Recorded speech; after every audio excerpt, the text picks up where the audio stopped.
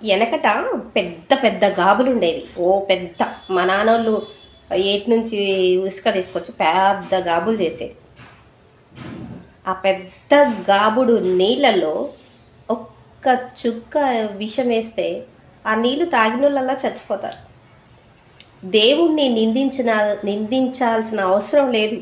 దేవుడు ఇలా చేస్తాడు, అలా చేస్తాడు, ఇలా చంపుతాడు, అలా రాణిస్తాడు, ఇలా రాణిస్తాడు అని అంటానికి రూల్ లేదు.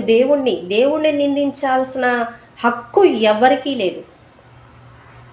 ఒక్కళ్ళు చేసే పాపం ప్రపంచాన్ని మొత్తానికి ఉసురు తగులుతుంది.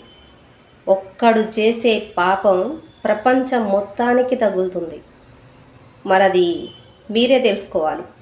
ఆ పాపం చేసిన వాడికి శిక్ష ఏది?